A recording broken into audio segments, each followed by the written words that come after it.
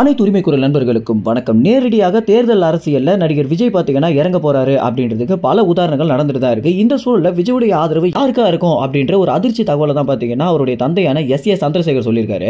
நடிகராக இருக்கும்போது மக்கள் இயக்கம் அப்படின்றத துவங்கி ரசிகர்கள் எல்லோரையுமே தனக்கு தொண்டர்களாக மாத்திருந்தாரு நடிகர் விஜய். அதற்கு பிறகு அவர் என்னென்ன நல்ல விஷயங்களை பண்ணணுமோ அவர் நேரடியாக உள்ள வராம இந்த இயக்கத்தின் மூலமாகவே பண்ணிட்டு வந்துட்டு இருந்தாரு. இப்படி இருந்த சூழல்ல விஜய் அரசியலுக்கு வருவாரா மாட்டாரா அப்படின்ற ஒரு கேள்வி கடந்த 5 ஆண்டுகளாகவே இருந்துட்டு இருக்கு. இது எல்லாத்துக்குமே முற்றுப்புள்ளி வைக்கும் விதமாக அம்பேத்கர் சிலைக்கு, தமிழ்நாடு முழுக்க இருக்கக்கூடிய அம்பேத்கர் சிலைக்கு மாலை இடணும் அப்படின்ற ஒரு விஷயத்தை விஜய் அவர்கள் முன் வச்சிருந்தாரு. இந்த விஷயத்தின் மூலம் ஒரு 50% பாத்தீங்கன்னா விஜய் அரசியலுக்கு தான் வரப்போறாரு அப்படின்னு தெளிவாகி இருந்துச்சு.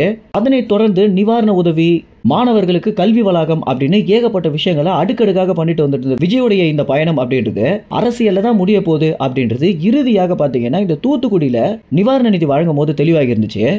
விஜய் அரசியலுக்கு வரப்போறாரு அப்படின்றதையும் தாண்டி இவர் தனியாக ஒரு கட்சியாக நிற்க போறாரா இல்ல ஏதாவது ஒரு கட்சி கூட கூட்டணி வைக்க போறாரா அப்படின்ற ஒரு பெரிய கேள்விதான் பாத்தீங்கன்னா தற்போது தமிழ்நாட்டில் இருக்கக்கூடிய விஜய் ரசிகர்களுக்கு உருவாகி இருக்கு.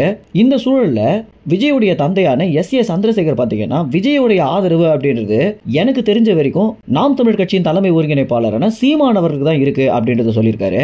ஏன்னா விஜய் நடிகனாக இருக்கும்போது விஜய் அரசியலுக்கு வரணும்னு நினைக்கிறதுக்கு முன்னாடியே சீமானுடைய நிறைய பேச்சுக்களை கேட்டுட்டு இருப்பாரு அப்படின்னும், தமிழ் மேல சீமானுக்கு இருக்க ஆர்வம் தான் விஜய்க்கும் நிறைய உருவாக ஆரம்பிச்சிருக்கு அப்படின்னும், இதன் அடிப்படையில தான் எனக்கு தெரிஞ்சு சீமான தான் தனக்கு தலைவனாகவோ இல்ல கூட்டாளியாகவோ சேர்த்துக்கிறதுக்கு நிறைய வாய்ப்பு இருக்கு அப்படின்றத எஸ் சந்திரசேகர் பாத்தீங்கன்னா தற்போது ஒரு நிகழ்ச்சியில சொல்லியிருக்காரு.